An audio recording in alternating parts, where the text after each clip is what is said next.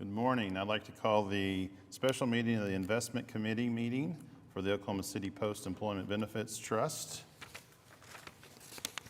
I'd like to call it to order. Item number 2, items for individual consideration.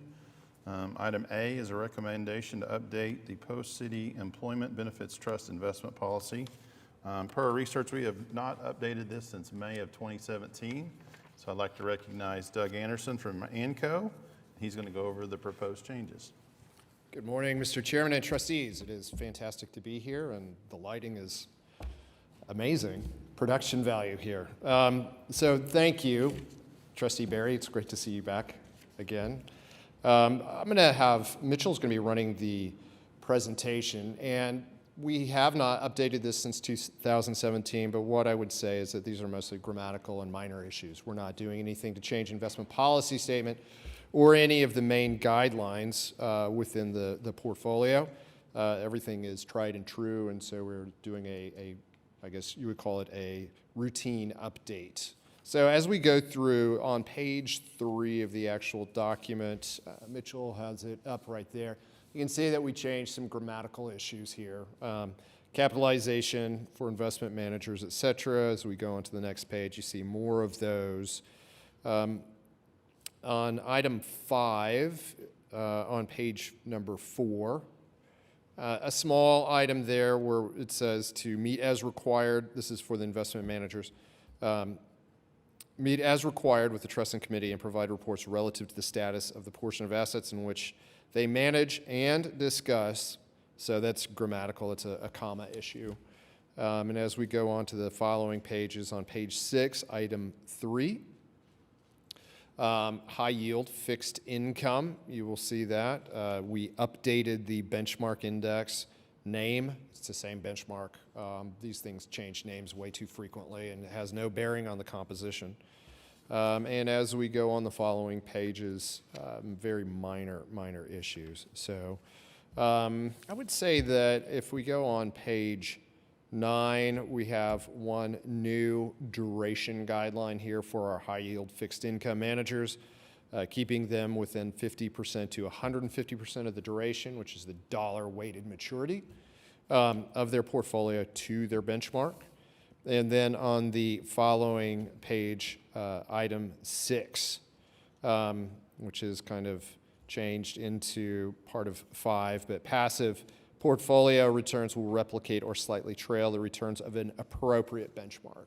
So we changed that to be a little bit more flexible. And with that, unless there are any questions, I will end my remarks. So on page 10, you took out, so that passive portfolio will just be part of 5? And that, Yes. okay, so I wanted to make sure that was what our intention was. All right, any discussion? Questions?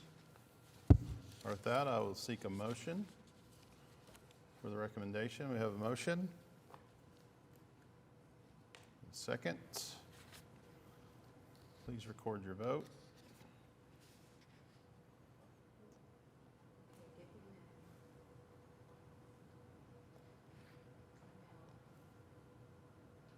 I vote yes. You vote yes?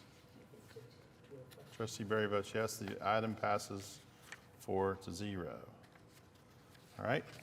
Next item we have on the agenda is a recommendation to convert the share classes of the Hotchkiss and Wiley Midcap Value Equity, the Lord Abbett High Yield Bond, and the Double Line Bond Funds. Mr. Anderson. Thank you, Mr. Chairman. So if you will go to, there's a display. Okay, so it is up on my screen. Hopefully it's up on yours now. This is a cost-saving measure. It is a way to convert from the shares that we own right now in these 3 funds, which you will see on the left-hand side, all of them listed, and with a parenthetical I after all of the names. That's shorthand for institutional, and that means not retail, so we're already in a discounted share. But as we do on an annual basis, we review all of these funds to see if there is a less expensive share class that we can go into. And it turns out that there are 3 of them right now. You can see the total cost of the investment fees on this $17.8 million is $135,000 by switching to these share classes. We save about just under $15,000 year one.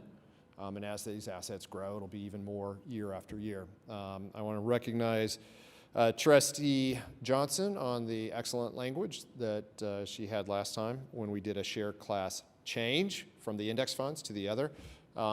This should be done contingent on the fact that we will never be losing market exposure during the conversion process.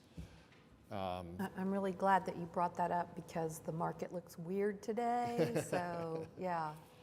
So this is, the last time we did this, we changed our index funds from Vanguard to Fidelity, and that was a little bit more tricky. This is really a matter of the bank going to the mutual fund companies and saying switch, convert from one to the other. So there's no out-of-market time on this happening. So this is actually a little bit easier, but because we did not have this as a separate, if my memory serves correctly, we didn't have it as a separate agenda item from the other fund share class changes is why we're talking about it today. So same fund, same management, different share class, yields $15,000 savings. And I'm happy to take any questions. So the bottom line, there's no exposure, and we're going to save some money. Correct. Okay. All right, any questions, discussions? Seeing none, we'll see a motion in a second. Please record your vote.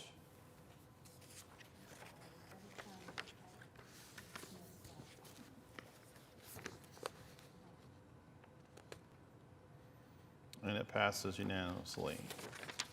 All right, item 3, reports, comments from investment committee members, staff, and interested parties. Have any comments? All right, seeing none, we'll move to item 4, which is adjournment. So here at 10:07, we are adjourned as the investment committee.